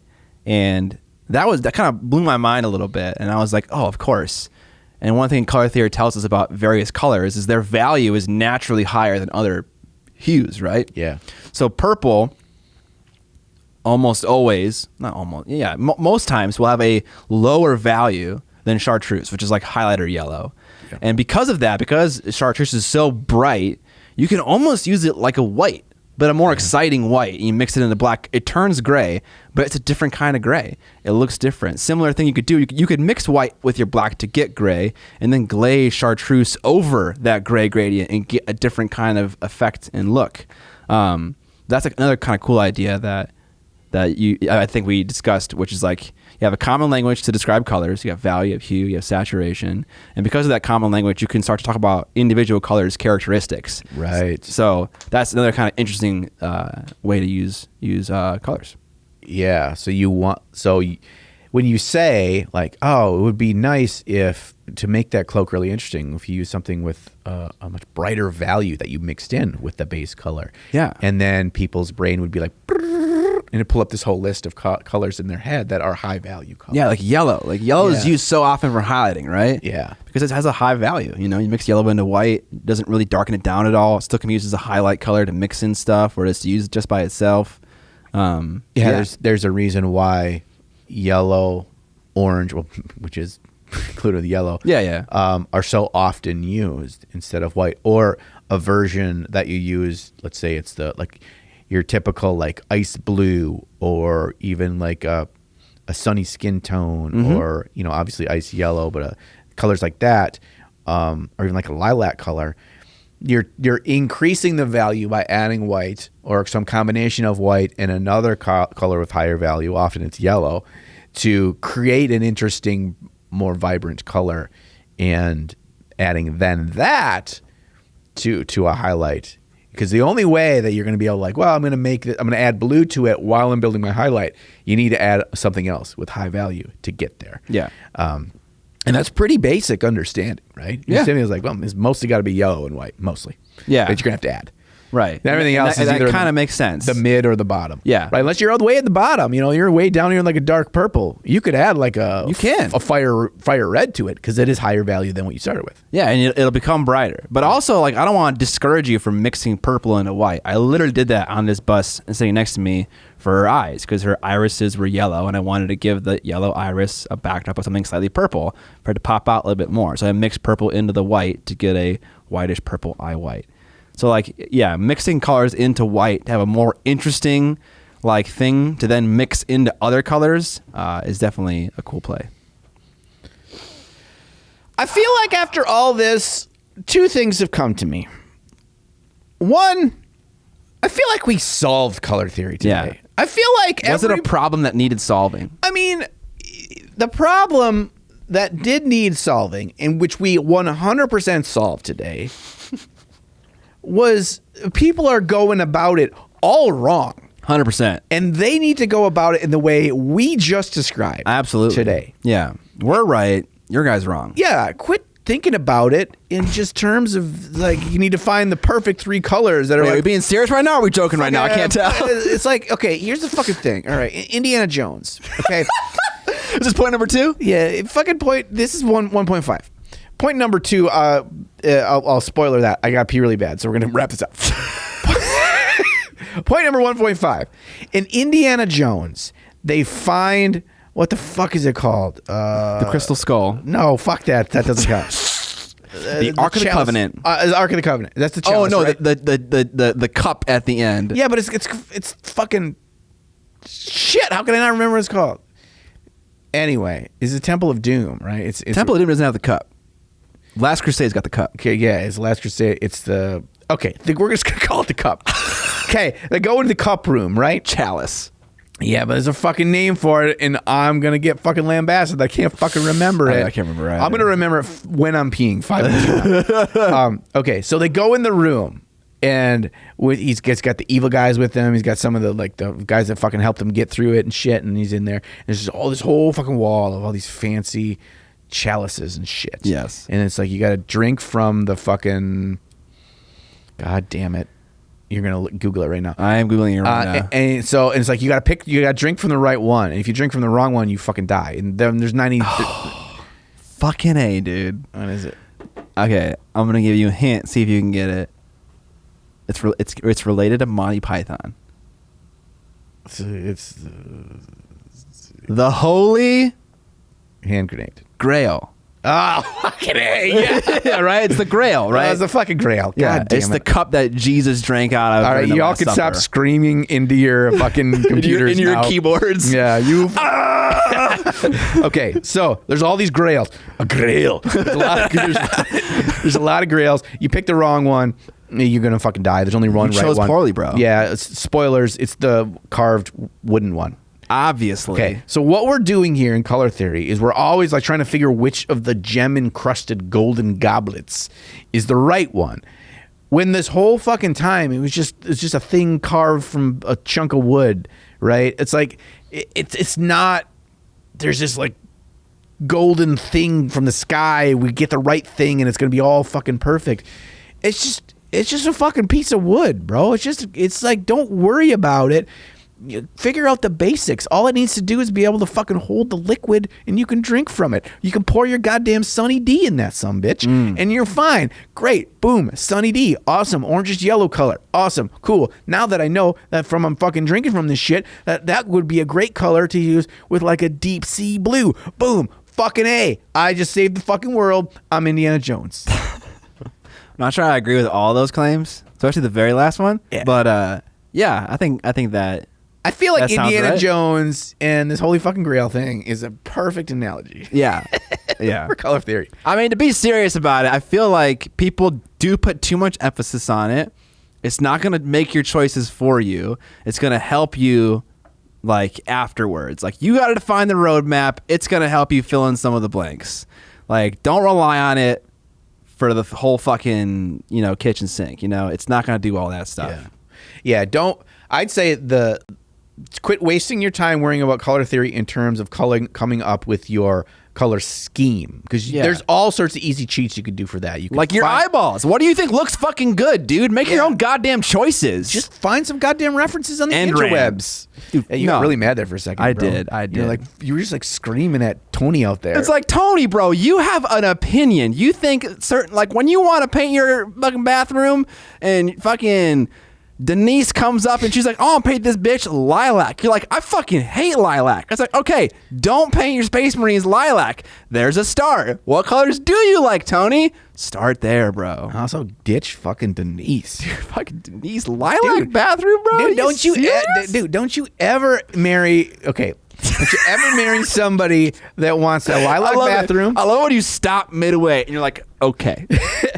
All right, Here we fucking go. all right. First of all, no lilac bathrooms in this house, okay? Goddamn. Second of all, every time I wake up in the morning for the next 50 years, I'm married to Denise, all I'm going to think of is D nice, okay? Not going to fly with me. No. Tony, life is short. Move on, okay? You want that fucking creamsicle bathroom? You fucking go for it, bro. Yeah, there you go, dude. You do it. You can put your creamsicle Marines in that bathroom. Right. They can be get like- they can get little pee dust on them. They just like on the back shelf. Yeah. Like they're like surrounding the Kleenex box on the back shelf. They're like, this is their fortress. Yeah. Yeah, just don't accidentally knock one off into the bush. Oh man. Okay. What's the worst thing you've knocked into a toilet? John F. Kennedy silver dollar. Wow. Okay. Mine was a whole ass razor, a beard trimmer, electronic thing, just fucking straight in the toilet, dude. It was bad. Kabloosh. Yep. The reason why the silver dollar John F. Kennedy was the worst is because it was in there with the giant fucking turd I just took. Oh no, dude. Money down the drain, quite literally. No, how's your pee doing? and I had to right go now? get it. I had to go get it. You went and got it? Okay, I That was thing's like dead to me, bro. Dude, I was like 6 at the time. And Oh, okay. And I told my that's like fucking half your fucking income right and there. I told my mom, and she made me go get it. Oh no. Okay. I don't know how about you have to pee, but I have a story related to that story. There was a news article about a lady who, did I ever tell you this? I don't think so. Okay, who dropped her smartphone down a fucking what are they called? A porta potty, but it was like a different kind of porta potty where it was like a big pit. Like a shaft? Yeah, Like in Slumdog Millionaire? I've seen that movie, but I can't remember the exact Like scene. there's like this long catwalk with a shitter there, and then it goes down to just a big pile of poop. I think so. It's like a cave. A So poop you cave. see where this is going, right? cave. Yeah. She Dropped drops her it down the poop chute, and she fucking goes down. Oh. She what's it called when you mountain climb and you have like a rope? Rappel? She rappelled down there with her purse strap. Whoa! Fell down in the pit, shit pit, got her phone, but was stuck down there. Had to call the fucking firemen and be like, come save me. I'm in the porta potty in this park, and I fell down the pit, and she got rescued. Bro, that is... Luckily, she's got her phone. She's down there. Would you do that? Fuck no. Yeah, what the fuck, dude? Just get a new one, dude. I don't know. I don't know if my daughter fell down there if I go and get her. I don't know my fucking phone. Fuck. Dude, oh God, dude. I would get a rope or some shit. Yeah, I'd dude. find some alternative courses. I would MacGyver that son of a bitch and find something that I could like get down there. The claw, phone, dude. yeah, dude. The phone, like fuck the phone. Yeah. You get one of those little T-Rex mouths at the end of the long stick where it pitches shit. Yeah. I just put that way down there. Yeah, is there a dollar store nearby, dude? Yeah, I bet. I wonder if it's like a rest stop. Have you ever been on like those truck stops, or like campgrounds and shit? Not like I think it's a campground. Obviously, recent ones. That's not a thing that works anymore. They actually put working plumbing in these places. I remember back in the day, like when I was a kid and we'd go camping or we'd go like fucking drive out to South Dakota and shit. Like a lot of the stops, it was just like it was just down there because they didn't run water lines and shit out there. It's just a pit. It's a pit. Because back to Andy from fucking Parks and Rec. Yeah, Down in the pit. eventually the earth will absorb it, right? And speaking of pit, I'm gonna piss my pit pants. All right. Right now. Take a small pee break. That's gonna be a large pee break. All right, we're back from our little pee break. We both went pee breaks. And in Scott's new studio here, there's like a communal toilet. That's where everyone pees around a hole. Yeah. So we got to pee at the same time in the same place. Yeah, we crossed streams. Yeah, we talked about A little bit of splatter. John kind of hit the rim a bit and kind of got on my knee a bit. Yeah, never liked that. I like to like paint the rim. You know what I'm saying? Yeah, not the base rim in this case. No. So it might be hard to believe. We actually talked about color theory in the bathroom. We did, yeah. Which is like, you might think that this is all just a fucking show. Yeah. We're all like little ponies. Fakers. We're ponies that just put on the clown nose. Yeah. And go into the circus I mean, ring. we are in some aspects. Well, I mean, we do that, but we also do care. Yeah. We're clowns that care about clowning. Yeah, dude, you got to take your clowning seriously in the most funny and don't give a shit way possible. Absolutely. That's us. We have anything else to say about color theory? I think we solved all the mysteries with the Indiana Jones analogy. Okay. Agree to disagree. No, it was fine. It was good. I understand the fucking emotion of the analogy, and I agree with it. A grail? Any excuse John gets to use a fucking Irish accent, dude. He's on it like fucking white out rice. That is the fucking direct quote from Monty Python and the Holy Grail. Yeah. Good movie. We're looking for the, do you have a grail? All right, on to the news, which is the next part of the podcast. I am definitely right about that. You are correct, Mundo. We got 25 new contrast paints. Whoa, dude. Whoa, they're going to revolutionize what you fucking paint. Totally radical. Okay, so it's basically just contrast paints, but they're saturated ones now, right? They have... It's interesting, and I looked at the Warhammer community article on this, is they put them into two different compartimentes, where it's like... what we all knew from the first line, that there were some that were like very weak and some that were very strong. Yes. But they never really like advertised it as such. And so you kind of just thought like what you got from one is what you'd get from all of them. Okay. And that was completely not the case. In here, they actually are like letting you know, hey, y'all already knew this. We're just telling you that we acknowledge it now as well. So there are going to be those two pillars. And I almost like wish there was like either a difference in the bottle or that they'd call it something slightly different, just so you know. They do. So they call them shades. No. Those are the new shades. Oh, God. That's different. Okay. So it's okay. It's different. The washes. So like the Null Oil, Egg-Rex, Earthshade, blah, blah, blah, blah, blah, blah, blah, blah, blah, blah. They have a new recipe, new formulation. And all of them follow the new formulation, and they have the new colors. Even the old? Yes. Okay. All reformulated to apply effortlessly. Plus 7 new shades. How many goddamn turquoise-esque colors does this fucking range have? People love fucking turquoise. There's 3 new ones. They're all so similar. Croxigore Scales, Frostheart, and Eldari Emerald. They're all super similar. And we had 1.5 turquoise ones before. Yeah. We had two before. We had a light and a... We had a light turquoise before, and now there's like 2 more light turquoise. And I'm like, bro, let's settle the fuck down. People be buying it, bro. Yeah, so that's coming out soon, and so that's a thing. Cool. Like, I think Whatever. I'm fine with it. I'm more excited about the new shades than I am the new contrast paints. Now, having more options of contrast paint is nice. It's like, but I've had a genius idea for a video. give it to me. I needed one. Dude, I mean, I would... Okay, it's not genius. What if you just... Okay, I have old washes, right? I have like 3 versions of washes from GW. What if I just like tested them out just to see if there's any like merit to these claims that like it's better? Right. Maybe it's like slightly better, right? You got, you know, like you said, it's all in shades of gray, right? So it's like, but is it noticeable? Like, does it make a difference? Is it marketing hoopla? What is it? Little clickbait? Null oil is literally shades of gray. Literally. Oh, just tootsie. Thank God for these mics that have great off-axis So reduction. you don't hear my tootsies. Okay, there's actually a tier in our Patreon for buying a mic for John's butt. So make sure to become a patron so we can get that in a nice little feature.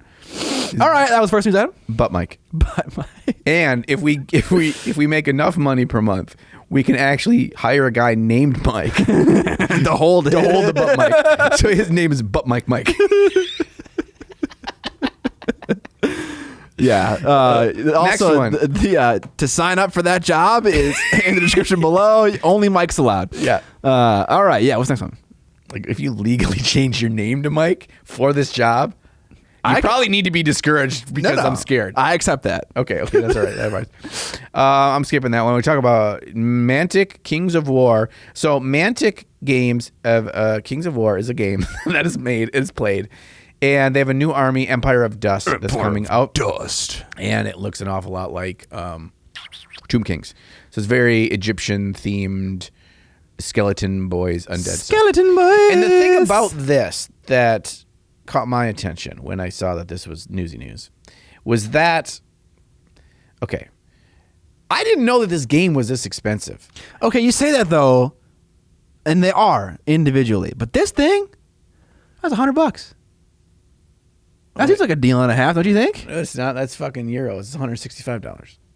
Why does it have a dollar sign next to it? Because you're a dirty slut. You're a dirty slut. No, it's in USD. What the fuck are you talking about? Maybe It says USD. What am I, an Australian in this bullshit? Oh, no. I just didn't scroll down far enough. The one. Oh, $100. Okay, that seems way better. Because when I scroll down look at the 4 below. I know, like fucking 3 dog boys for $45. That's like basically half of the Empire of Dust army, but it's only like 3 fucking minis, and there's like a bazillion minis in this box. So the individual models, I agree with you, are ridiculously expensive.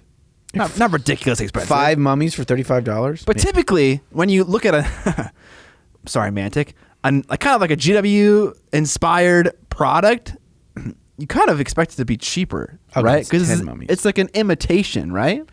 Yeah. Is it an imitation though? Does GW own fucking Egyptian? Do they own like the idea that I can make an army out of an Egyptian themed It's thing? probably a better game and a better army in Mantic's version than it is in Games Workshop. I'm not probably going on much of a stretch to say that. Yeah. It doesn't take much. So I'm not saying they're expensive. They're overly expensive. I'm not saying that. I'm just saying I was a little bit shocked that they were not that far off of GW prices. I totally agree. But no, if you got like that full army box up there, that's quite a bit of stuff for $165. That would cost, well, maybe. They're resin. Is this shit's all resin? I looked at the 3 dudes for $45. There are 3 resin enslaved guardians. Oh, maybe that's probably part of it because they're not just on a sprue. Okay, I know how much resin costs. Resin's expensive. No, it's not. Not that expensive. Resin's cheap. Well, the thing is, you're also paying for the molding because you have to remake silicone molds. You're paying for the concept art. You're paying for all that process too. Yeah, not saying it's expensive, like too expensive, but just saying that it is shockingly comparable to GW prices. Yeah. All right, we're gonna do next news item. We're gonna have to do a live reaction here. There are new units spoiled for squats that I think is the stupidest fucking model ever created in the face of the earth. I'm sorry, whoever at Games Workshop designed this thing. I don't blame you. I want Scott. But he blames you. I'm not. I mean, there's a whole art team that all had to like come up with concept and shit, and they all were like, "This, we want you to make this." So, art team, you're full of shit. Okay, Scott. So this is squats. I had the link open, but I haven't looked at it yet. Okay, I'm gonna scroll down. So Scott's not looking. I'm scrolling down. Oh, can I click on it and like so you? No, you just got to do that. Okay, 3, 2, 1. Look at holy shit! No, what the fuck, bro? Okay, like they're obviously going for something humorous, something right? fucking stupid. I don't think they're trying to be funny. I think they think that looks cool. No, dude, they can't possibly think that looks cool. It kind of looks cool in like an 80s sci-fi kind of way, but like, dude, the visor for this fucking guy's helmet is like twice the width of his face and like goes all the way down to his mouth. He's like, and it's flat across. It's like a football-shaped helmet, dude. No. Dude, what are you doing with all that extra helmet on the sides, bro? Because like, is your head? Are you fucking Hey Arnold, bro? Like, what does your head look like under there? It's a Hey Arnold army. Because the guy in the middle has kind of a normal shaped head. He's got fucking Princess Leia buns going on inside the helmet to like sandwich his head in there. What are you doing with all that extra helmet, Squat? What's going on? I think they gotta have private like drink dispenser in there, dude. I think it's big like air conditioner unit. Oh yeah. Gotta keep that head cold. Yeah, I got it. This definitely feels 80s. Fucking ridiculous inspired. This looks goofy as fuck, but kind of in an awesome way. But like, it's not like cool, you know? What the fuck? I'm sorry. I don't want to paint this guy, dude. This guy's my fucking jam.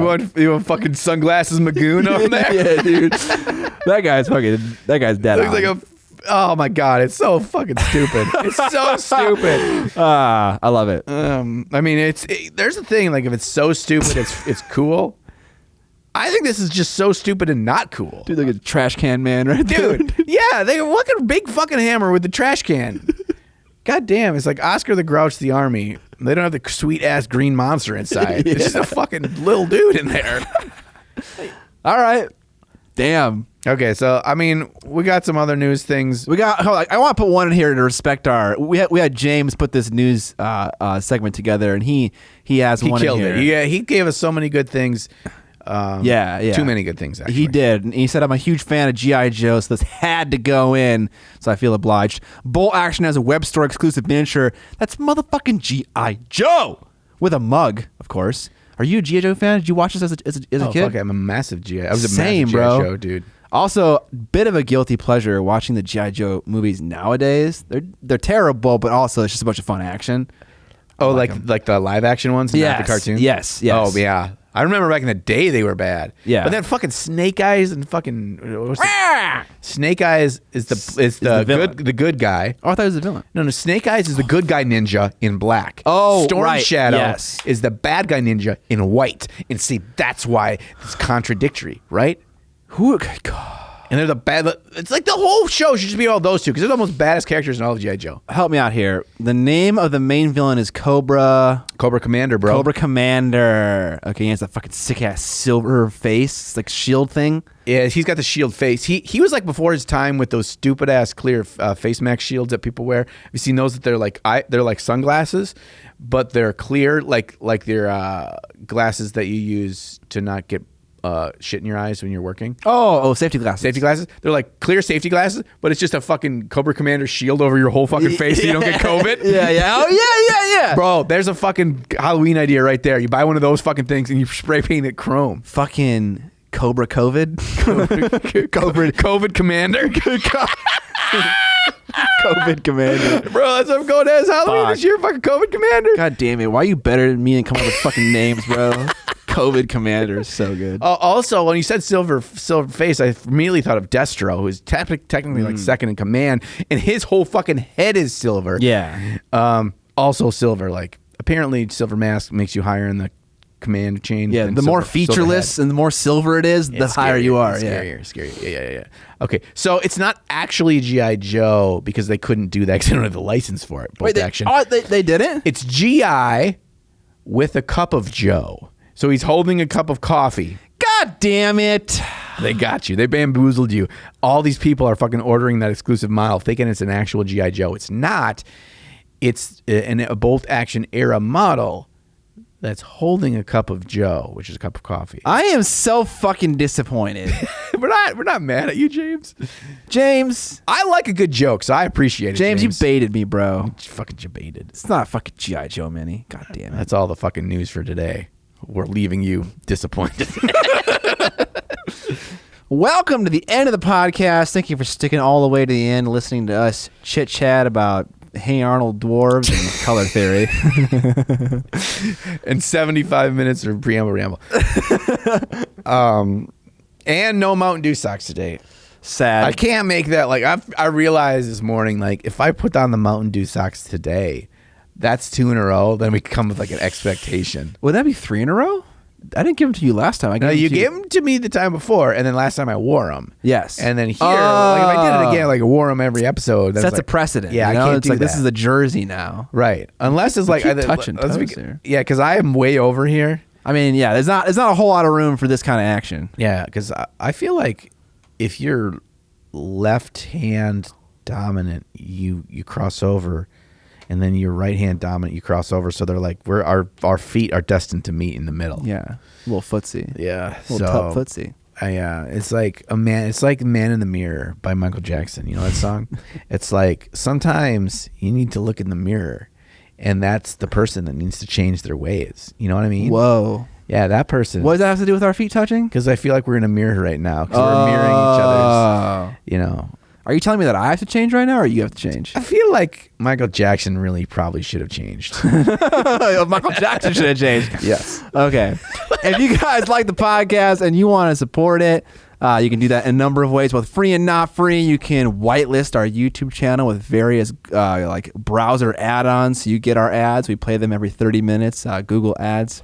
If you want, you can tell your nerd friends about our podcast. You can give us a rating on wherever you listen to podcasts. If you got cash to burn, that has no better purpose. You got fucking goody peepee shirts for all you goody peepees. We got goody peepee shirts. All our merch is linked down in the show notes and description below. We also have a Patreon wherein you get access to an extended episode. It's about 20, 30 minutes longer. Talk about our favorite models from other painters in the last 2 weeks.